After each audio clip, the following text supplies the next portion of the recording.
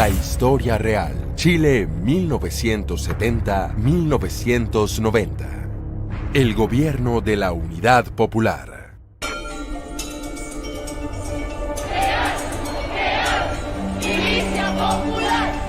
Chile en 1970 estaba, por supuesto, inserto en lo que pasaba en el mundo, porque estábamos en medio de la Guerra Fría. Guillermo Garín, general, vicecomandante en jefe del ejército. Con las consecuencias que tenía para todos los países del mundo y en particular para aquellos países subdesarrollados que se veían influidos fundamentalmente por la parte ideológica del punto de vista del poder de la Unión Soviética, que era uno de las potencias que obviamente se confrontaba con una potencia de Occidente que era Estados Unidos. Y eso generaba problemas para los países pequeños que obviamente se veían afectados principalmente por el interés de la Unión Soviética de invadir ideológicamente nuestros países en Sudamérica. Bueno, era un país que había sido conducido, por decirlo de alguna manera, al socialismo por el gobierno de Eduardo Frei Montalva. Hermógenes Pérez de Arce, abogado, periodista, diputado 1973. Que era un gobierno de centro-izquierda, demócrata cristiano, pero de orientación izquierdista, de orientación socialista. Recordemos que el año 1970 está terminando el mandato del presidente Eduardo Frei Montalva. Carlos Cáceres, economista, ministro del Interior 83-84 y Hacienda 88-90. Un mandato que se había caracterizado por un proceso de transformación que buscó la democracia cristiana cuando asumió el poder en el sentido de llevar adelante reformas de carácter estructural, las cuales tuvieron su contenido fundamentalmente agraria y también en la reforma de la minería. La reforma agraria significó la expropiación de muchos predios agrícolas con la intención, y se quedó nada más que en la intención, de entregar la tierra a quienes la trabajaban, los campesinos, cosa que efectivamente no ocurrió. Y simultáneamente se produjo la chilenización del cobre, en que se entregó parte de la propiedad o se expropió parte de la propiedad de la minería. Después se hicieron los pagos correspondientes a la minería internacional, las compañías de cobre internacionales, y cuando uno analiza ese proceso, observa que detrás de esta reforma estructural estaba el contenido no solamente de trasladar la propiedad a otros sectores, sino fundamentalmente concentrar mayor propiedad en el Estado.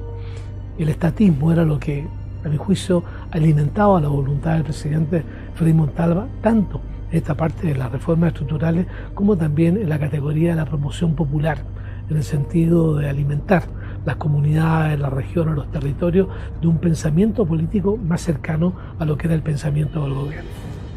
Ricardo Martínez, coronel en retiro del Ejército. Creo que fue uno de los peores que ha tenido la historia de Chile hasta esa época. Era grotesco como esta ideología perturbaba la vida completa de los chilenos. Entonces eso era muy, muy triste ver cómo íbamos retrocediendo y nuestra libertad se iba atenuando poco a poco, íbamos viendo que íbamos cayendo más o menos en la órbita del dominio del modelo marxista-leninista. Y hay otro elemento, a mi juicio, que es importante destacar. Durante el gobierno del presidente Frei, el año 1967, el Partido Socialista hace una proclama que posteriormente tendría especial trascendencia en la vida del país, en que señala textualmente que la violencia es un instrumento para alcanzar el poder. La disgregación que se produce en la democracia cristiana, en partidos más de izquierda, como fue el MAPO, como fue la izquierda cristiana, fomentaron esta unidad en el sentido que la fuerza, la violencia, pasaba a ser un instrumento legítimo para alcanzar el poder. Y eso evidentemente genera un ambiente radicalmente distinto a lo que habían sido los años anteriores, en que la paz ciudadana era un elemento clave en las tareas de gobierno. Y entonces la situación en 1970 era, por una parte, de cierto estancamiento económico, por otra parte, una izquierda muy activa y muy revolucionaria, y eso ocasionaba que la policía secreta del régimen tuviera que actuar contra los terroristas, y eso originó una acusación de atropello a los derechos humanos que se tradujo en una presentación de 100 abogados socialistas, entre los cuales actuales estaba Ricardo Lagos, acusando al régimen de Eduardo Frei Montalva de tortura. Presentación ante la Corte Suprema. Eso se publicó en la revista Punto Final de agosto de 1970. Fue un suplemento completo. Y fue una acusación bastante sustanciada, parecida a las actuales, o sea, acusaban a carabineros de torturar a los militas que caían presos y a la policía de investigaciones también. Pero esos servicios funcionaban en el sentido de combatir a los terroristas del MIR. Y lo nombro a él porque eran 100 abogados socialistas, por lo menos, que firmaban el documento. Y yo una vez se lo recordé a Ricardo Lagos en un programa cuando éramos ambos candidatos a senadores por Santiago del año 89. Y él dijo que era otro Ricardo Lagos, pero yo comprobé en la biblioteca que era él. Porque a él lo incomodaba naturalmente en ese tiempo. Él era aliado de Elwin y de la Democracia Cristiana.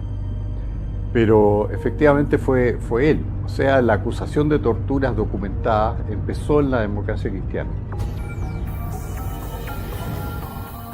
El presidente Salvador Allende venía con la idea de instaurar un gobierno de extrema izquierda que perseguía en el fondo destruir todo el aparataje productivo de Chile, transformar la economía en una economía centralizada, que es la típica de los países comunistas, que eso significa de que todo dentro del Estado, nada fuera del Estado, y el Estado maneja todo, y también aumentar la toma de los campos productivos que había en Chile.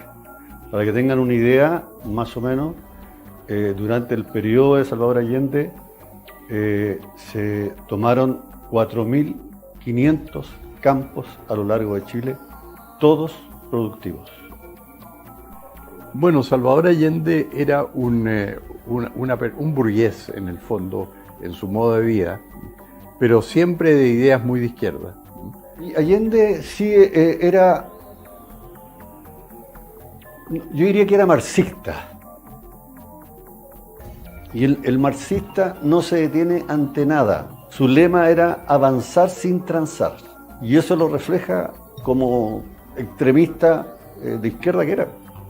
La meta nuestra es el socialismo integral, científico, marxista. Y había sido en algunas ocasiones adversario de los comunistas, en otras ocasiones el candidato de los comunistas. Con lo que se ha sabido después, publicaciones, Allende ya pasó a quedar totalmente sometido al Partido Comunista porque estaba incluso recibiendo dineros del KGB soviético. Y eso se supo por el archivo Mitrokin, que fue un desertor del KGB soviético, que reveló todos los detalles de incluso cómo se llamaba Allende en el KGB como agente en Chile. Su chapa era líder, ¿no? Y al líder se le pagaba, se le hacían regalos. Él hacía a veces peticiones de regalos. Por ejemplo, hizo una vez una petición de esas muñecas rusas que se van metiendo una adentro de otras que se llaman, creo que matrioshka, y le donaron una colección de matrioshka. Entonces era una persona que en ese momento era el favorito del Partido Comunista también. Y eso quedó en manifiesto con los documentos que se han publicado después. Bueno, hubo tres candidatos. El candidato don Jorge Alessandro Rodríguez, que representaba la centro-derecha, era el representante de los partidos conservador, liberal y parte también del partido radical. Estaba también don Radomiro Tomic, que representaba a la Democracia Cristiana, y finalmente el candidato Salvador Allende, que fue el que finalmente triunfó en la elección, que representaba a los sectores de la izquierda más tradicional y también al Partido Comunista, dado que Pablo Neruda había dejado la candidatura y había permitido que el Partido Comunista apoyara la presidencia o la candidatura del presidente Salvador Allende. Ahí se produce un hecho muy importante también en la vida del país, en el sentido de que la diferencia de votos que hubo entre el candidato Alessandri y el candidato Salvador Allende fue una diferencia de 30.000 votos, prácticamente no significativo. Pero esto implicó que, dado que ningún candidato obtuvo la mayoría de los votos ciudadanos, fue el Congreso Nacional el que finalmente determinó quién ganaba la presidencia. Y ahí se produce el famoso acuerdo llamado Estatuto de Garantías, que se firma dentro de la democracia cristiana, y los partidos que apoyaban al presidente electo, no presidente electo, al candidato que había obtenido la primera mayoría, Salvador Allende, y se genera este acuerdo para que en el Senado de la República, en el Congreso Nacional, los diputados y los senadores de ambos partidos, de la izquierda y de la democracia cristiana, voten a favor del candidato Salvador Allende, y de esa forma él adquiere la presidencia de la República. El Congreso Pleno proclama presidente de la República para el periodo comprendido entre el 3 de noviembre de 1970 y 3 de noviembre de 1976 al ciudadano Salvador Allende Gosse. Se levanta la sesión. Años más tarde, un famoso escritor francés, Roger de Rey, señaló, entiende, que la firma del Estatuto de Garantía había sido simplemente la fórmula para llegar al poder. Después lo que se hiciera con el poder no tenía ninguna relevancia. Roger de Rey le dice al presidente Allende que cómo se le ocurrió firmar ese Estatuto de Garantía.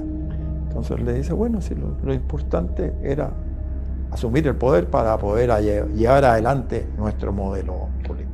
Cada uno con su posición política, por supuesto, muy definida. Salvador Allende, representante de la izquierda más radical, digamos, un político con mucho oficio, porque lleva 2 postulaciones anteriores y solamente en la tercera le resultó y terminó siendo el presidente de la República. Obviamente su proyecto, su modelo era marxista-leninista. En consecuencia, no había duda para dónde nos llevaría ese gobierno. La propuesta del candidato Allende era básicamente transformar a Chile en un país tipo Cuba, porque de hecho eso es lo que Fidel Castro quería para Chile, y eso se reflejó y se pudo verificar, ¿no es cierto?, con los famosos cordones industriales, donde se tomaron todas las industrias, pero ninguna de ellas trabajó,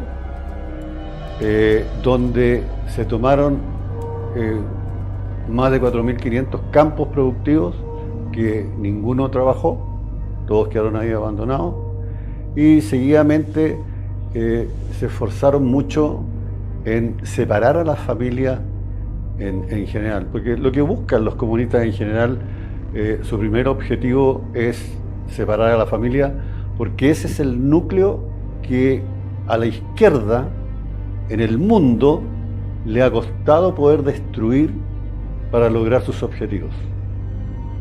Y ese era uno de los objetivos que tenía Salvador Allende, y que afortunadamente no lo logró porque se dieron circunstancias bastante potentes, y es que la gente comenzó a pasar hambre. ¿Cuál es la tarjeta? A ver, no, la muestra. La tarjeta de racionamiento, yo tengo 14 raciones. Aquí te dan 2 calugas de caldo, así de 4 calugas cuando llegan, ¿ves? O si acaso llega más, dan más. Igual todas esas cosas, el café, la leche, todas esas cosas son racionadas. ¿A usted le alcanza con eso? Sí, nos alcanza. Y si no nos alcanza, lo hacemos alcanzar comprando otras cosas, otros artículos. Cuando el país, cuando las empresas dejan de producir, cuando se paraliza todo el aparato productivo de Chile, obviamente se produce una escasez que es evidente, y la gente comenzó a pasar hambre. Y eso hizo de que la mujer chilena tomara la bandera de la lucha contra el gobierno de Salvador Allende. Bueno, Alessandri era un candidato de derecha muy respetado. Él había tenido toda una carrera en la administración pública, en la política, había sido elegido senador, había sido presidente de la República, entonces ya tenía un cartel suficiente, pero estaba en un estado de edad avanzada, eso lo perjudicó en la campaña, y en realidad el programa que él habría llevado adelante habría sido parecido al del gobierno militar. Así que habría sido un gobierno de derecha con políticas de libre mercado, esa era la idea. Alessandri era un empresario, fue presidente de la papelera, era un hombre conservador, y lo que él quería básicamente era el desarrollo económico, político y social de Chile. Eso es lo que buscaba Jorge Alessandri. Yo sigo sosteniendo hasta hoy que yo creo que Jorge Alessandri ganó la elección del 70, pero había un pacto secreto entre el candidato de la extrema izquierda, que era Salvador Allende, y el de la democracia cristiana, que era Radomiro Tomic. Y era secreto, así que ni siquiera en la democracia cristiana lo conocían, pero ellos dos habían pactado de que en caso de ganar Alessandri, si era por menos de 100.000 votos de diferencia, iban a votar el uno por el otro, o sea, si hubieran salido segundo, habrían sido elegidos presidente de la República Allende o Tomic, de acuerdo con ese pacto. Entonces yo creo que de hecho en la elección debe haber habido muchos votos de Alessandri que se fueron por la falta de vocales de apoderados de mesa y controles que se producen cuando la gente no participa activamente en la política, y en eso la democracia cristiana y la izquierda eran mucho más activas que la derecha. Mira, la elección misma, yo creo que recuerdo que teníamos preocupación de qué es lo que podría pasar en la elección, incluso violentina. Habían ya movimientos extremistas en actividad. Entonces teníamos bastante preocupación y nos correspondía, por supuesto, supervisar desde el punto de vista de la seguridad, digamos, el desarrollo del acto electoral.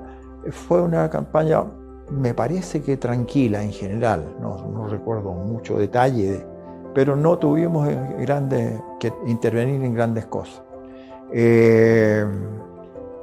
Creo que siempre existió la duda de que pudo haber habido fraude, que pudo haber habido fraude. De hecho, posteriormente, ya electo Allende,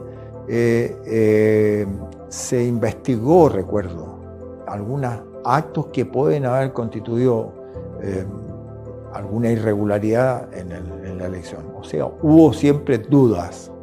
Así que yo siempre he tenido la sospecha, porque todas las encuestas lo indicaban así, que Alessandri efectivamente ganó el 70, pero como fue por una diferencia menor, bastaba un voto por mesa ya para dejarlo segundo, como efectivamente quedó. Así que yo sospecho que esa elección no fue bien controlada. De hecho, la derecha se desentendió un poco, no llegó apoderado y perdió por 39.000 votos con Salvador Allende. ¿Juráis o prometéis desempeñar fielmente el cargo de presidente de la República, conservar la integridad e independencia de la nación y guardar y hacer guardar la Constitución y las leyes? Sí, prometo.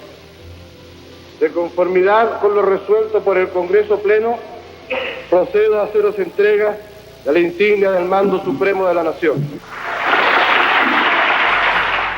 Cuando uno compara el planteamiento del candidato a la democracia cristiana, Radomiro Tomic, con el planteamiento de la candidatura de Salvador Allende, no había diferencia significativa. O sea, el mundo chileno se había volcado hacia la izquierda. Así que independiente que haya habido fraude o no fraude, si uno suma las votaciones de Tomic más la votación de Allende, el país estaba inclinado a una posición de izquierda que se había iniciado en el gobierno de la democracia cristiana. El presidente Allende no alcanzó la mayoría. En esos años no había segunda vuelta y por supuesto que fue necesario la intervención del Congreso para elegirlo presidente de la República. Había gran desconfianza por su línea política bastante conocida y se le exigió prácticamente al presidente Allende que para poder elegirlo a él, porque podrían haber elegido entre las dos primeras mayorías, podrían haber elegido al presidente Alessandri, pero para apoyar al presidente Allende, fue necesario que el presidente se comprometiera formalmente ante el Congreso a respetar la Constitución, las leyes y en consecuencia mantener el modelo que vivíamos en esos años en Chile. Eso en cuanto a los candidatos. Allende, por supuesto, incluso después lo confesó, que él firmó el estatuto de las garantías como una estrategia para alcanzar el poder y poder llevar adelante a su vez, valga la redundancia, para aplicar su modelo a Chile. Sabíamos para dónde íbamos. Esas eran las figuras políticas que en ese momento estaban en juego. Fue una elección extremadamente estrecha. Hay que desmitificar un poco las cosas. Salvador Allende nunca fue electo por el pueblo de Chile. Jamás. ¿Por qué? Y eso es lo que se le olvida a muchos historiadores, contar lo que fue la realidad. De acuerdo a nuestra Constitución, que era la del año 25, establecía de que si alguno de los candidatos a la presidencia de la República, las primeras dos mayorías, no lograba el 51% o el 50% más uno, que es lo máximo, el Congreso Nacional es el que designaba al presidente de la República entre las dos primeras mayorías. Por lo tanto, podía haber designado a Allende o haber designado a Alessandri. Por eso yo sostengo y mantengo que Allende jamás fue electo por el pueblo, como dice. Fue un presidente designado con una maniobra política donde cayó redondita la democracia cristiana. Las medidas que más perjudicaron a Allende no fueron tanto las que tomó su gobierno, sino las acciones de los elementos de izquierda que pasaban por sobre las políticas de gobierno y a las cuales Allende no se oponía. Por ejemplo, las tomas de fábricas, de fondos, de viviendas. Y eso desarticuló completamente su gobierno, porque probablemente él decía que deseaba hacer esta revolución dentro de la legalidad. Y probablemente si hubiera podido lo habría hecho, pero su gente actuaba de otra manera. Entonces se tomaban las fábricas y estaban ahí. Y entonces el dueño de la fábrica interponía un recurso judicial y ordenaba desocupar la fábrica. Y Allende no daba el auxilio de la fuerza pública para desocupar la fábrica. Entonces se formó lo que pasó a llamarse el área social de la economía, que no era social en el sentido legal, sino que eran todas las entidades, fondos, fábricas, viviendas que se habían tomado. Y eso le desarticuló completamente la economía. El candidato Allende tenía una propuesta muy clara y conocida por toda la ciudadanía. El ánimo, el propósito que él tenía era transformar a la sociedad chilena a una sociedad marxista-leninista. Ese era el propósito fundamental. Y cuando uno lee las llamadas 40 medidas, que fueron como el argumento central de la campaña de Salvador Allende, uno deriva de esas 40 medidas el pensamiento muy claro en que todas las medidas que estaba pensando tomar era transformar a la sociedad chilena en una sociedad marxista. Creo, entiende, que ese era el gran propósito del programa de Salvador Allende y fue lo que intentó hacer en los 3 años que duró su presidencia. Y cuando uno hace una especie de división del periodo del presidente Allende, observa una unidad de objetivos muy clara en cada uno de los 3 años en que él gobernó. El primer año, el año 1970, fundamentalmente el año 1971, yo lo llamaría el año de las expropiaciones. El presidente Allende, ya en el ejercicio del mando, recuerdo perfectamente bien, la noche de Año Nuevo, entre el año 70 y 71, él anuncia la estatización de todo el sistema crediticio chileno. Muy convergente y muy coherente con la idea de quien maneja el crédito, al final maneja todos los niveles de producción. Una primera medida muy clara y muy precisa. Posteriormente vino la estatización de las minerías del cobre, segundo paso en el ánimo de concentrar el poder económico en manos del Estado, que se transforma posteriormente en poder político. El segundo año yo lo caracterizo por el año de la inflación. Y ahí recuerdo una frase de un pensador marxista muy clave en lo que ha sido la concepción marxista, que señalaba que la mejor manera de destruir el sistema capitalista era destruir el valor de la moneda. Cuando se pierde el propósito de la moneda, que es servir como medio de intercambio, ahí surge inmediatamente la necesidad que una entidad superior comience a administrar el proceso de intercambio de bienes y servicios. Y eso Allende lo tenía muy claro, y la inflación, el ministro de Hacienda en ese entonces era don Américo Zorrilla, persona recordada de memoria, un obrero gráfico del diario El Siglo, sin tener tampoco las competencias profesionales para ejercer el cargo, aumentó el gasto público en forma desmedida. En ese entonces no había un banco central autónomo e independiente, y eso se traducía finalmente en crecientes procesos de inflación.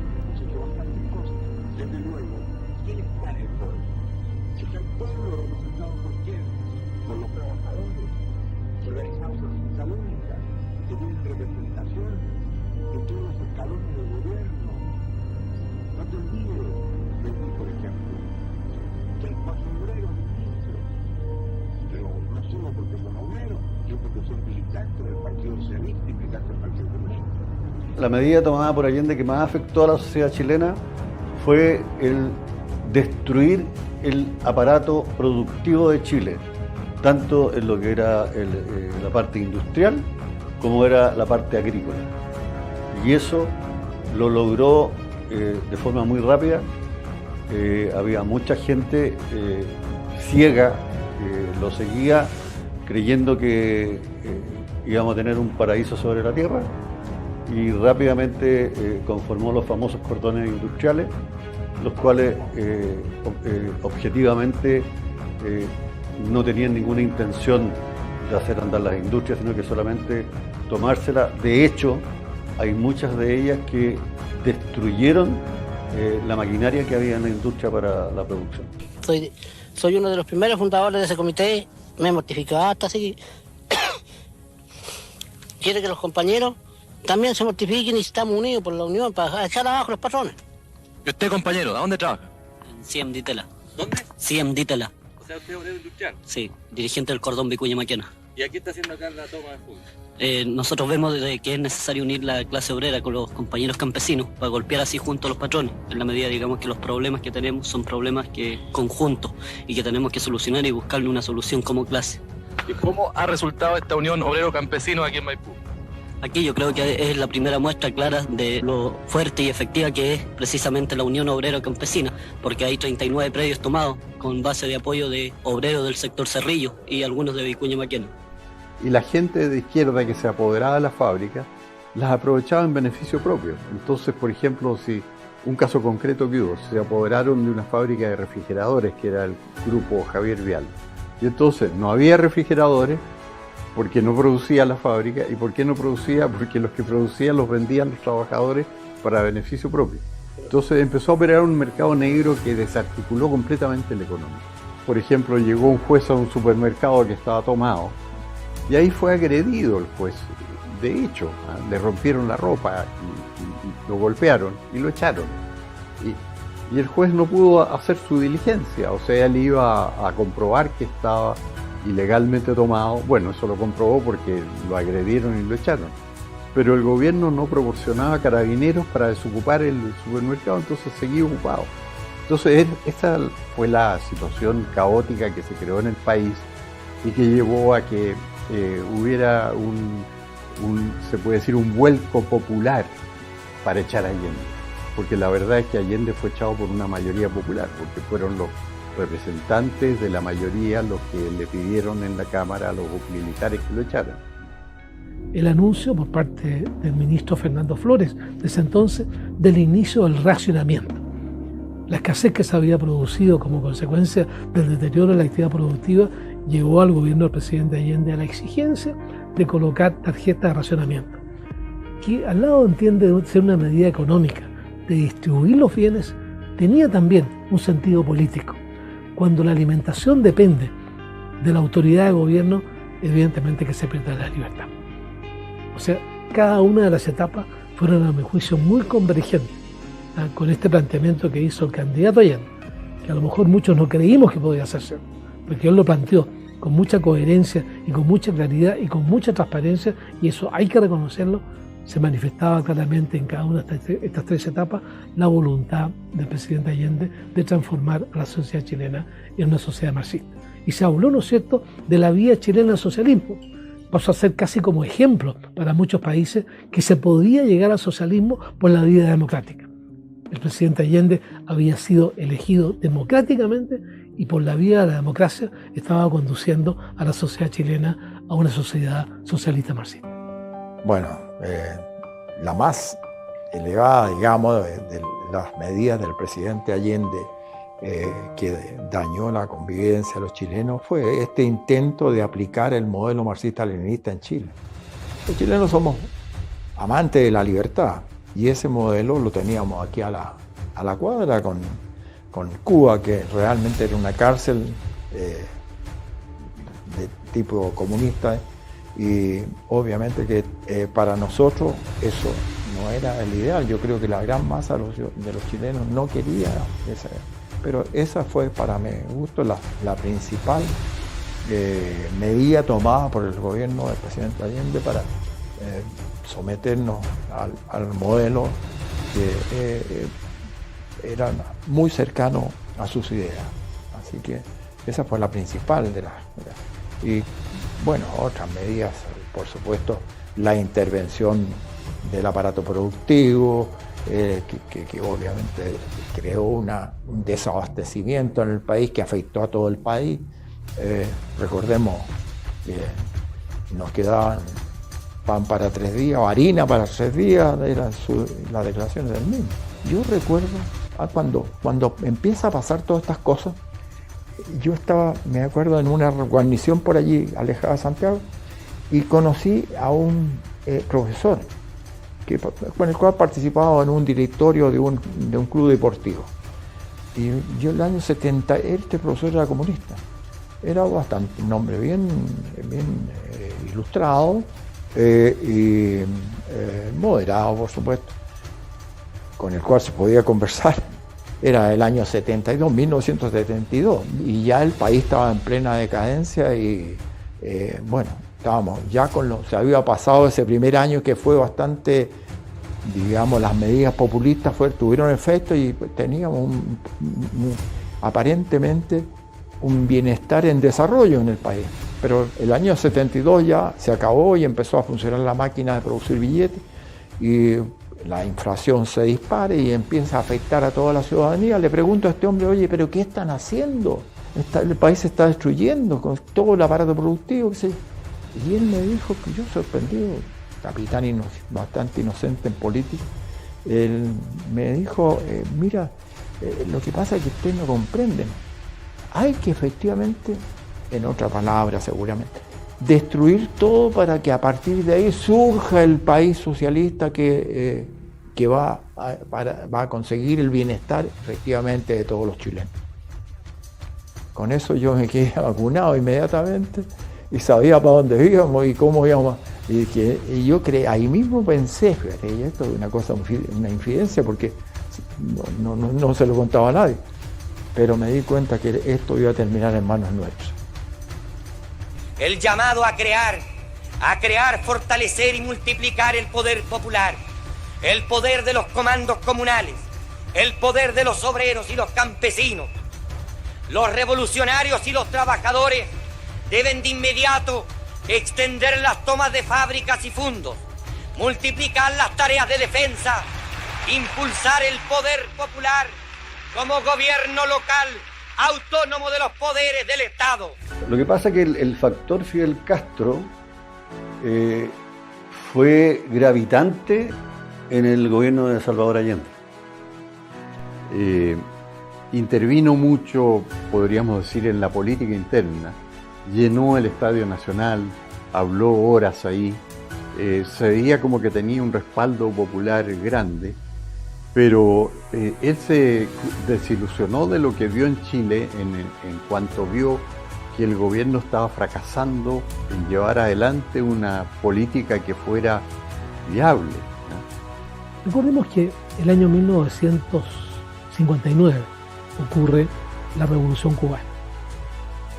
Asume Fidel Castro el mando de la nación Y allí se genera una reacción por parte de Estados Unidos en el sentido de que la llegada de Fidel Castro a la presidencia de un país latinoamericano podría significar una influencia del pensamiento marxista en el resto de los países latinoamericanos. Y el presidente Kennedy, como una manera de contrarrestar esta evidente influencia que podía tener el mundo marxista en Latinoamérica, establece lo que se llamó la Alianza para el Progreso.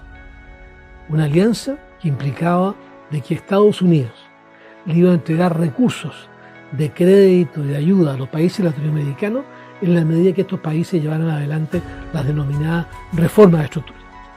Chile fue el campeón de esa reforma en el gobierno de Frei y en el gobierno de Allende.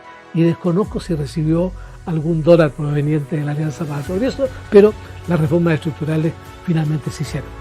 Lo que quería Cuba era precisamente de que tuviera éxito el gobierno de Allende para así poder ir instalando gobiernos de izquierda en el resto de los países de América Latina. Y por eso que era tan importante y hay que acordarse de que cuando vino Fidel Castro a Chile, estuvo un mes en Chile, cosa muy poco habitual. Las visitas de los jefes de Estado, si se le puede llamar jefe de Estado a un dictador, como Fidel Castro, no duran más de 3 días, eso es lo que dice el protocolo internacional. Por lo tanto, él lo que vino a hacer es a controlar cómo iba avanzando el proyecto llamado Salvador Allende en Chile. Entonces, él durante la visita declaró que él se había hecho mucho más extremista y más socialista y más radical de lo que había llegado, porque había visto en Chile cuál era la consecuencia de permitir que existiera una oposición y que existiera libertad de prensa que denunciaba todas las situaciones que pasaban, cosa que en Cuba él no permitía. Entonces, en Cuba todavía no había registrado una decadencia tan grande como la que vino después, pero ya tenía muchos problemas. Entonces, en el fondo él dijo, eso lo dijo públicamente, me voy mucho más extremista, dijo, radical y socialista que nunca, porque se dio cuenta de que el socialismo en democracia no funciona, y eso es lo que él comprobó en Chile. Y eso es verdad, el socialismo en democracia no funciona, no ha funcionado en ninguna parte. La influencia de Fidel Castro, yo creo, entiende que él vino a apoyar la gestión del presidente Allende. Se había consolidado este pensamiento marxista y él veía, entiende que Allende mostraba una cara distinta, en el sentido de que por la vía democrática se podía llegar al socialismo marxista.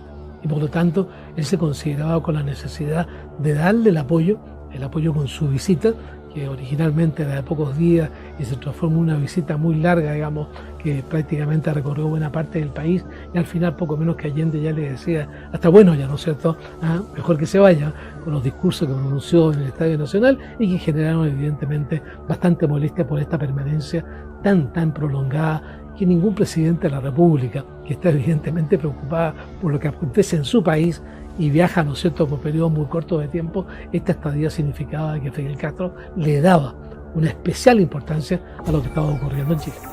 Y se constituyó prácticamente en un activista de alto rango, digamos.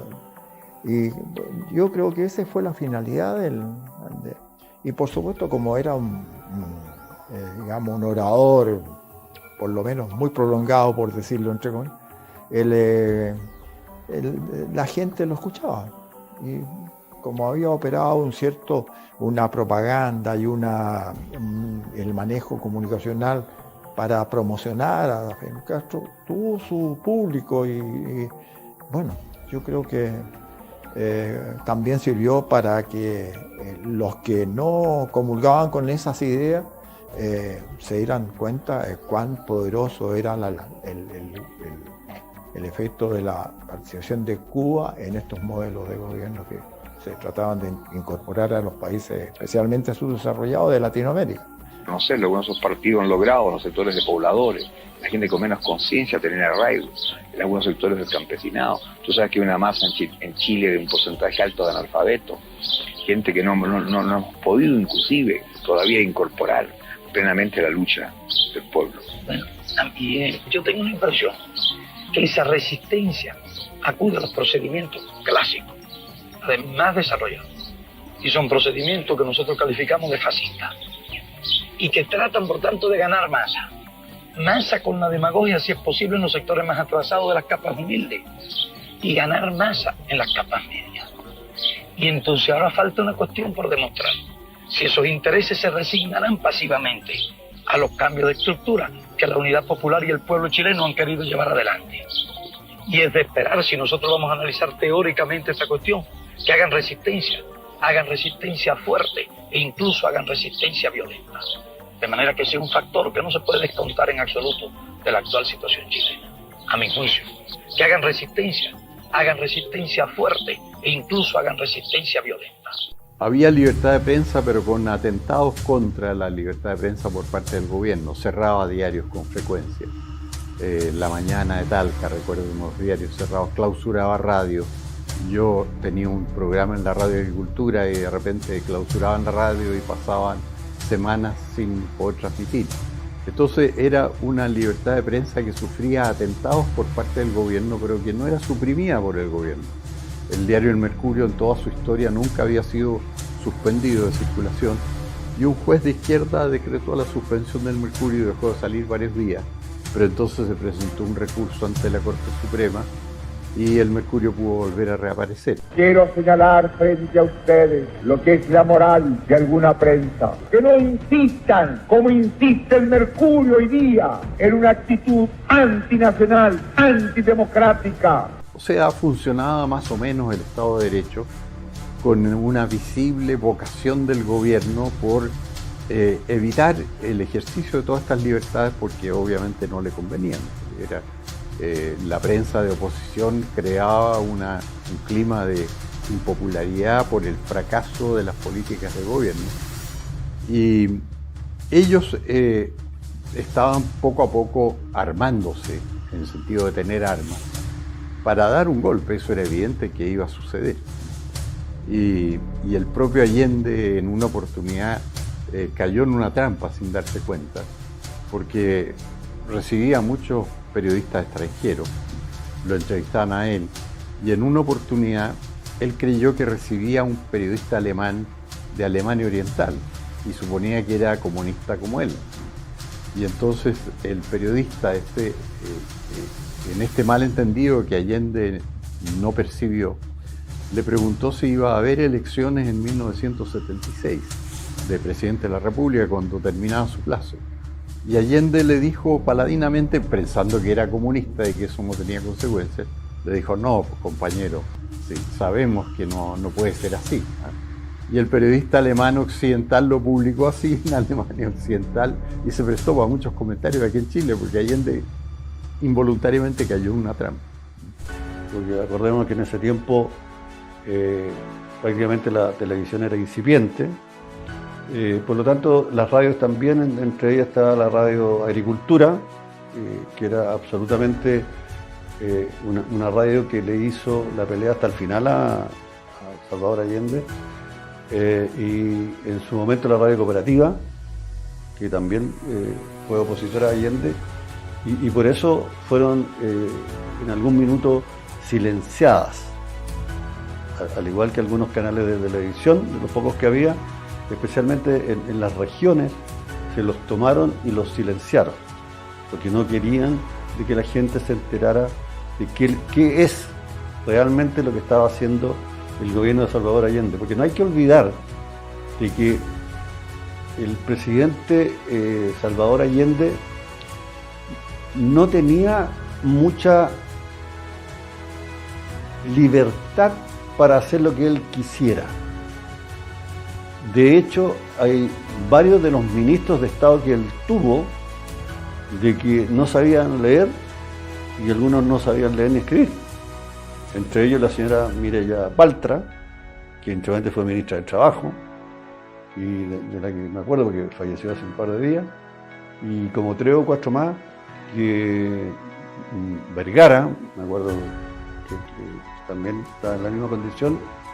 Por lo tanto, no habían muchas expectativas en que fuese un gobierno le quería ir bien con la calidad de ministros que él había nombrado y que yo creo que se los impusieron. La televisión era pluralista pero con obstáculos. Por ejemplo, obstáculos que tuvieron importancia después internacional. Canal 13, que era el canal de mayor audiencia porque era de oposición, y la oposición se había hecho muy fuerte, más fuerte que el gobierno, en términos de opinión pública, empezó a extender sus transmisiones y quiso, para igualar a Televisión Nacional, y quiso instalar en Concepción un canal 13 de Concepción, y allá el gobierno entonces instaló un mecanismo que interfería la señal del canal 13. Recuerdo el programa, hasta esta hora se improvisa, famoso programa en que intervenía Jaime Guzmán y otros, digamos, creo que es Jaime Celedón y otras personas que probablemente los nombres no los recuerdo, Julio Martínez, los nombres no los recuerdo todos ellos, pero evidentemente que se transformaron en un círculo de conversación en que evidentemente daba la oportunidad de expresar con mucha libertad los puntos de vista, y ahí surgió la figura de Jaime Guzmán en la defensa nuevamente de los valores y principios que alimentaban una sociedad de libertad. Yo creo, sin embargo, que la diferencia entre este gobierno y los anteriores es que nunca estuvimos más sostenidamente en descenso que ahora. En el pasado en Chile había habido etapas mejores, etapas peores, malas, algunas malas, otras bastante mejores de lo que tú crees. Pero ahora vamos en una pendiente guarda Aquí baja. se trata de constatar que absolutamente todos los partidos politiqueros han pasado por el gobierno. Y el resultado para los chilenos ha sido catastrófico. Claro, mira, entonces, ¿seguimos con los males menores o cortamos esto de raíz? Tu conclusión es muy sencilla, Rodrigo. Los países tienen que dirigirlo grupos más o menos organizados. Y ocurre que en Chile se ha organizado un grupo que se llama la Unidad Popular. Existe otro grupo organizado en vastos sectores partidistas o gremiales que está en la oposición. Y existe un tercer sector organizado que se llaman las Fuerzas Armadas. Tu argumentación, a mi juicio, es la que conduce en forma más clara y más evidente a la conclusión de que si no puede gobernar ninguno de esos dos otros sectores civiles, no quedan más que las Fuerzas Armadas. Porque la gente suelta no puede gobernar las naciones. Parece que... Yo creo, entiendes, que el Mercurio publicó, intentaron, no me cabe la duda que hubo intentos de alguna manera. Incluso se habla de que Salvador Allende en algunas conversaciones privadas manifestó que el deseo de él habría sido expropiar, ¿no es cierto?, el diario del Mercurio, pero yo creo, entiende, que el Mercurio tuvo una etapa, ¿no es cierto?, de contención realmente muy importante y permitió, entiende, que se expresara. Apareció el diario La Tribuna, vinculado con Renovación Nacional, en que en esta característica un poco, ¿no es cierto?, de la cuarta, ¿verdad?, que conocimos posteriormente en forma, digamos, humorística y en forma muy realista, explicaba lo que estaba aconteciendo en Chile y generó también una simpatía hacia ese periodo, ¿no es cierto?, que con bastante voluntad y con bastante transparencia defendía también los valores cercanos al pensamiento de la centro-derecha. La izquierda tenía medios de comunicación, especialmente prensa escrita, que tenía medios que obviamente se dedicaban a dar a conocer las bondades de todo este modelo que se estaba aplicando en Chile y en consecuencia, pero eso dejaba en evidencia justamente esto que yo te resaltaba, en el sentido de que la libertad se estaba restringiendo cada vez más, la libertad. Y podíamos tener, como teníamos el modelo aquí, como digo yo, a la vista en Cuba, estábamos viendo que nuestro país podía pasar a integrar este grupo de los países subyugados por la Unión Soviética a través de Cuba, como también quedó en evidencia la presencia de muchos cubanos en Chile, que eran no solo activistas, sino que algunos soldados, entre comillas, de la causa de ellos. Así que ahí fíjate que una cosa que ocurrió que en esos años ya, principios del 73, por ejemplo, un gran chileno, que era don Juan de Dios Carmona, que era senador, me parece, recuerdo que pidió una vez a los organismos pertinentes que le informaran de la presencia de muchos ciudadanos de la órbita soviética, o sea, especialmente de los países orientales, de Europa Oriental. Y sorpresa, era una lista que ocupaba puestos en diferentes actividades del país, manejada fundamentalmente por el Estado, de alrededor de 6.500 ciudadanos de esos países que habían llegado a Chile. Entonces todo eso configuraba un cuadro de pérdida de la libertad que a nosotros nos es tan querida. Entonces la prensa empezó a denunciar estas cosas, pero bueno, desgraciadamente seguía en el poder, digamos, el poder derivando más a una situación radical en el país y se empezaba a configurar un cuadro muy peligroso de guerra civil porque las posiciones estaban muy confrontadas, así que se quebraban las Fuerzas Armadas después y nos metíamos en una guerra civil muy, muy grave, muy peligrosa. Usted está cumpliendo su programa, enfrentamiento continuo, permanente, hasta si ellos lo buscan, si ellos lo provocan, habrá el enfrentamiento forzado. Si ellos lo buscan, si ellos lo provocan, habrá el enfrentamiento forzado. Los factores que motivaron la intervención militar y no el golpe de Estado, como suelen llamarle, y lo voy a explicar. El día 23 de agosto del año 73, después de haber hecho una votación mayoritaria, que fueron 80 votos contra 23, en el que se declara de que Salvador Allende se ha salido de la Constitución en reiteradas oportunidades, por lo tanto su mandato se declara ilegal y tiene que abandonar la presidencia de la República. A la semana después hace lo mismo la Corte Suprema de Justicia y posteriormente el Contralor General de la República. Basado en esos tres aspectos que son de mucha importancia y estaban dentro de la Constitución Política de la República de esa época, que era la del año 1925, repito, lo que hicieron las Fuerzas Armadas fue pronunciarse, y esa es la razón de por qué se define como pronunciamiento militar y no golpe de Estado. Y le voy a poner un ejemplo súper claro. Si las Fuerzas Armadas intervinieran hoy, sería un golpe de Estado. Bueno, la razón inmediata fue el llamado civil, y el acuerdo de la Cámara les dijo a los comandantes en jefe, que eran ministros de Allende en ese tiempo, los tres comandantes en jefe de aviación, del ejército y de la Armada, eran ministros de Allende. Entonces el acuerdo de la Cámara les dijo que tenían que poner término a las situaciones de hecho existentes, y ellos lo interpretaron como un mandato para ponerle término al gobierno de Allende. Y actuaron si en el fondo este fue un golpe civil ejecutado por los militares. Y en la Cámara, yo era diputado cuando se discutió el acuerdo, había diputados de la izquierda que decían eso, decían este es un acuerdo para que los militares se tomen el gobierno, es un golpe de Estado. Y yo obviamente también leí el acuerdo y decía eso.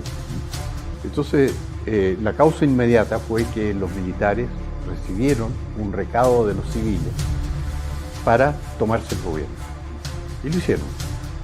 Bueno, el factor principal a que los militares actuaran fue precisamente la solicitud que hizo el Congreso Nacional basado en la Constitución Política de 1925, que no solamente establecía, sino que disponía de que las Fuerzas Armadas tenían que cuidar la institucionalidad del país y era de su responsabilidad hacerlo. La intervención de las Fuerzas Armadas fue provocada por la ciudadanía que pidió la intervención de las Fuerzas Armadas, además con las instituciones políticas, porque la Cámara de Diputados, la Corte Suprema, estaban todos viendo que estábamos yéndonos al fracaso más grande de este gobierno y con el daño consiguiente al país. Y bueno, se estaban pidiendo que alguien parara esta vorágine de comunismo que se estaba llevando adelante este modelo destructivo para todo lo que era nuestra institucionalidad y nuestra convivencia entre los chilenos. Así que no me cabe la menor duda que eso fue la principal causa que nos llevó a la intervención.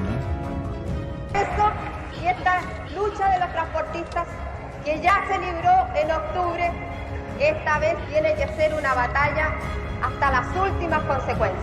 Así lo hemos entendido todos los que estamos apoyando a los transportistas en su justa lucha.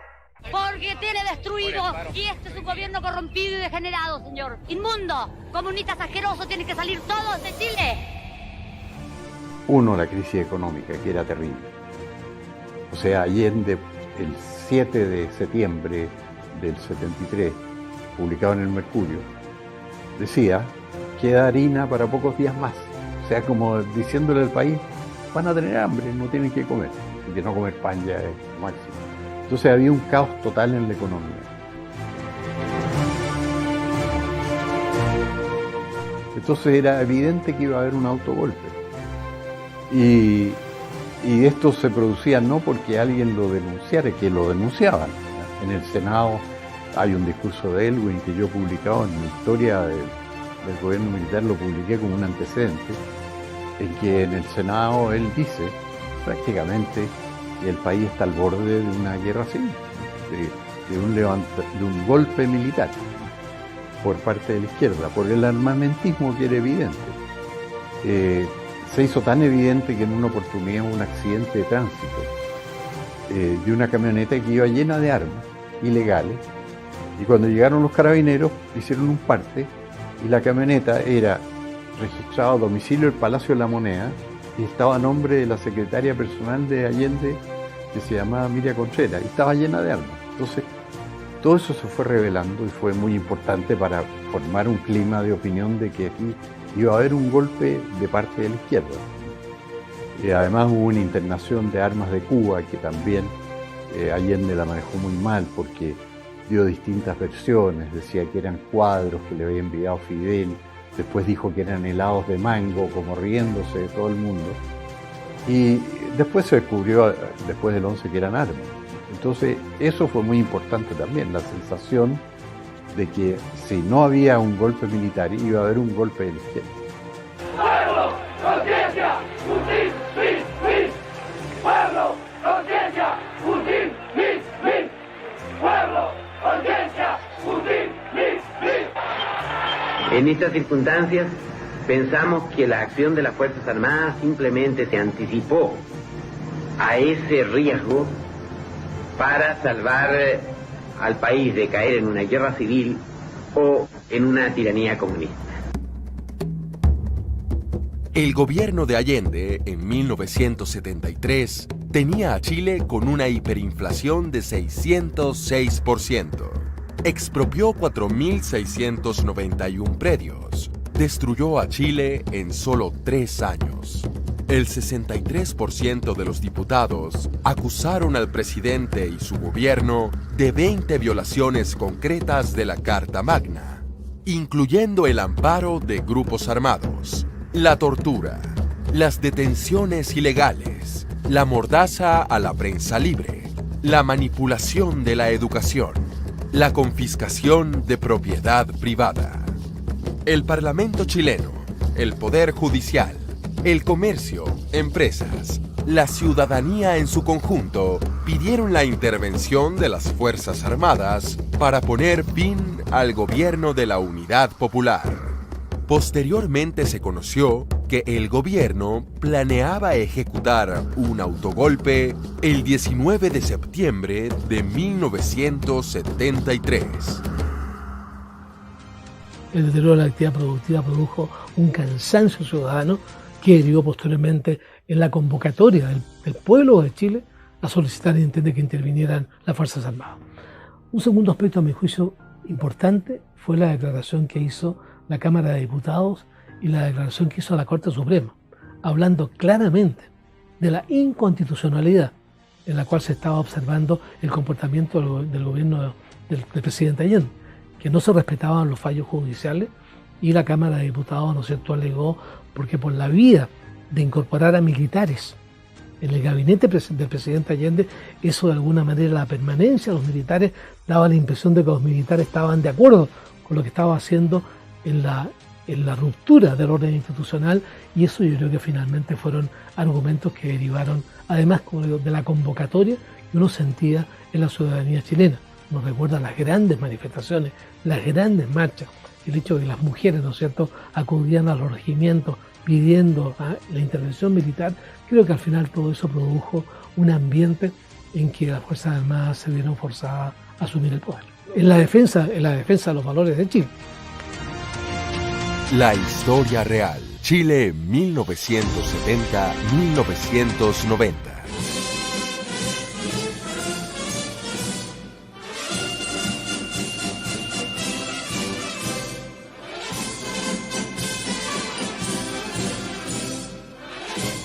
Dado que la izquierda se ha dedicado a escribir la historia, haciendo desaparecer gran parte de ella, falseando y adornando la realidad de los hechos. El documental La Historia Real, Chile 1970-1990, muestra el lado que se ha ocultado en Chile por 50 años. Se busca enseñar a quienes fueron educados con información falsa e incompleta y que no vivieron la época. Una verdad escrita en la experiencia personal de quienes sí la vivieron. Se usaron imágenes reales de lo que sucedió en Chile. Una verdad que la prensa no cuenta, pero que existe. Si usted desconocía la realidad que se exhibió, esperamos que ahora se dé cuenta que le mintieron todo el tiempo.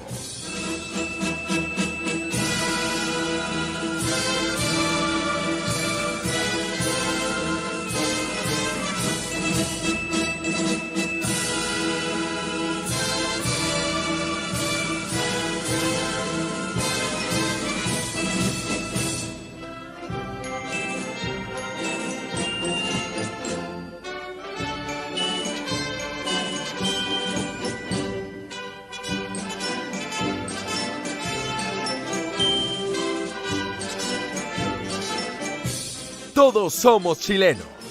Tenemos que querer nuestro hermoso país.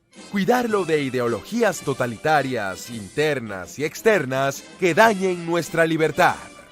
Los chilenos siempre debemos ser libres. ¡Viva Chile!